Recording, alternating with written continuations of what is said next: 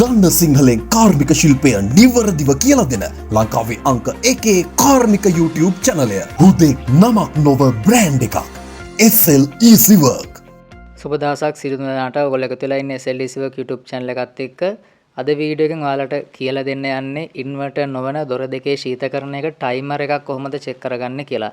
ඉතින් සාමාන්‍යයෙන් දොර දෙකේ ශීතකරණ වල මේක බලා ගන්න පුළුවන්. මේ ආකාරයෙන්ම ටයිමර් එකක් නොවුනත් ඔයාලට හැඩය වෙනස් වුණත් පින් තියෙන විදිහ වෙනස් වුණත් ඕනම ටයිමර් එකක් චෙක් කරගන්නේ මේ ආකාරයට තමයි. ඉතින් අපි බලමු මේ වීඩියෝ එකෙන් කොහොමද දොර දෙකේ ශීතකරණ එක ටයිමර් එකක් දෝෂ සහිතද නිසියාකාරව වැඩ කරනවද කියලා චෙක් කරගන්නේ.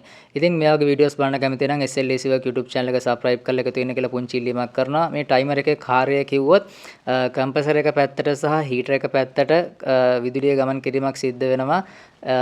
උදාහරණයක් විදිහට කිව්වොත් පැය 6ක් කම්ප්‍රෙසර් එක පැත්තට විදුලිය ගමන් කරොත් විනාඩි 30ක් හෝ 40ක් හීටර් එක පැත්තට තමයි විදුලිය ගමන් කිරීමක් සිද්ධ වෙන්නේ. ඉතින් මේකේ මොඩල් නම්බර් එක බලා ගන්න පුළුවන්, මේකේ ක්‍රියාකාරී වෝල්ටේජ් එක බලා ගන්න පුළුවන්. ඒ වගේම මෙතන සයිකල් ටයිම් කියලා ඔයාලට බලා ගන්න පුළුවන්. පැය 6 මිනිත්තු 35 මේකේ සඳහන් කරලා තියෙනවා හර්ට්ස් 60ට.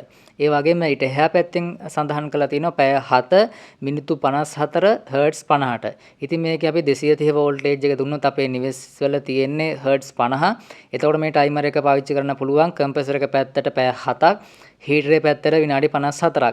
ඉතින් කම්ප්‍රෙසර් එක පැත්තට පැය 7ක් තිබුණාට මේක තර්මෝස්ටාට් එක හරහා තමයි කම්ප්‍රෙසර් එක ක්‍රියාත්මක වෙන්නේ. ඒ වගේම හීටර් එක පැත්තට විදුලිය ගමන් කරන්නේ බයිමෙටල් එක හරහා. ඉතින් ඒකෙන් විනාඩි 34ම හීටර් එක දැලිලා ඔන් වෙලා තියෙන්නේ නැහැ. ඉතින් බයිමෙටල් එක රීඩ් කළා තමයි අයිස් වැඩිපුර හැදිලා තිබුණොත් හීටර් එක හරහා අයිස් දියවීම සිද්ධ වෙන්නේ. ඉතින් මේක වඩාත් පැහැදිලි වෙන විදිහට ඔයාලට මම මේකේ රූප සටහනක් එක්ක මේකේ අග්‍ර ටික හොයන හැටි මම පිළිවෙලට කියන්නම්. මේකේ කරකවන නොබ් එකක් තියෙනවා මෙන්න මේ වගේ. ඒක අපිට මෙහිදී ප්‍රයෝජනවත් වෙනවා කම්ප්‍රෙසර් පැත්තට සහ හීට් පැත්තට මේක දාගන්න. ඉතින් මෙතන මේ ටයිමර් එකේ පිහිටීම අනුව මේකේ එක පින් එකක් මෙතන එහා පැත්තේ තියෙනවා. මෙන්න මේ පින් එක. පින් 4ක් තියෙනවා මේ ටයිමර් එකේ. පින් 4න් 3ක් එක ළඟ පිහිටලා තියෙනවා. එක පින් එකක් ටිකක් ඈතින් පිහිටලා තියෙනවා.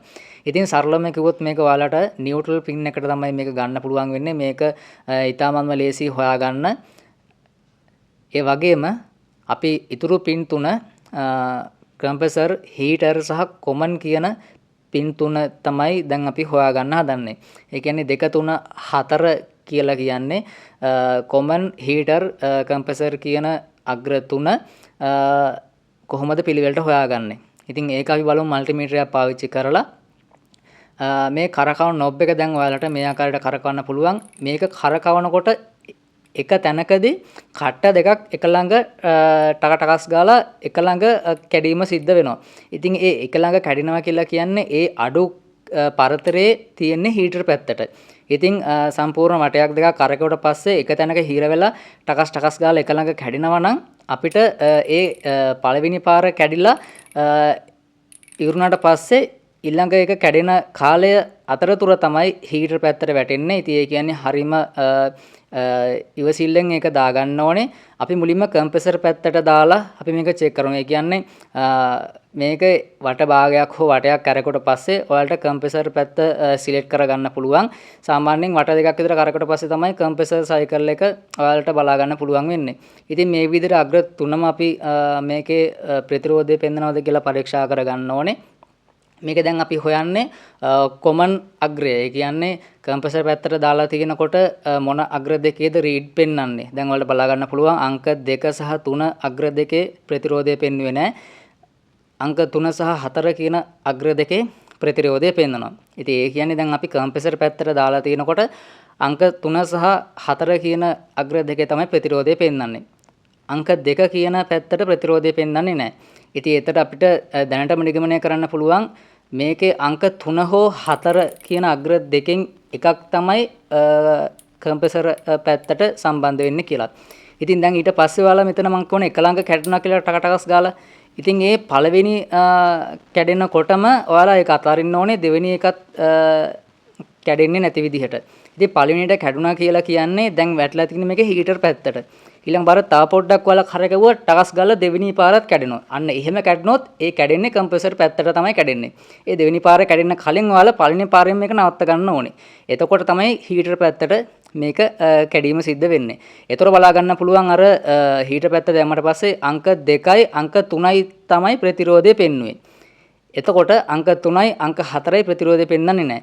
ඉතින් දැනටමත් ඔයාලා නිගමනය කරන්න පුළුවන් මේකේ අංක 3 තමයි කොමන් අග්‍රයේ විදිහට ගන්න පුළුවන් වෙන්නේ. කම්ප්‍රෙසර් අග්‍රය අංක 4, හීටර් අග්‍රය අංක 2 විදිහට. ඉතින් අංක සාමාන්‍යයෙන් 3ට අපි ලයිව් කනෙක්ෂන් එක ලබා දෙනවා.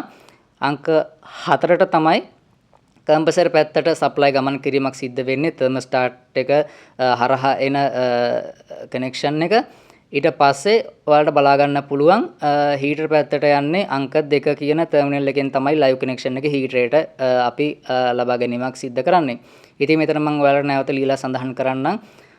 මෙතන කම්ප්‍රෙසර් අග්‍රය අංක 4, හීටර් අග්‍රය අංක 2, කොමන් අග්‍රය අංක 3. ඉතින් මේ විදිහට තමයි ටයිමර් එක ඔයාලා අග්‍ර හඳුනා ගන්න. ඉතින් සාමාන්‍යයෙන් ටයිමර් එක ක්‍රියාත්මක වුණේ නැති වුණොත් ඔයාලට බලා ගන්න පුළුවන් හීටර් පැත්තට වැටෙන්නේ නැතුව යනවා.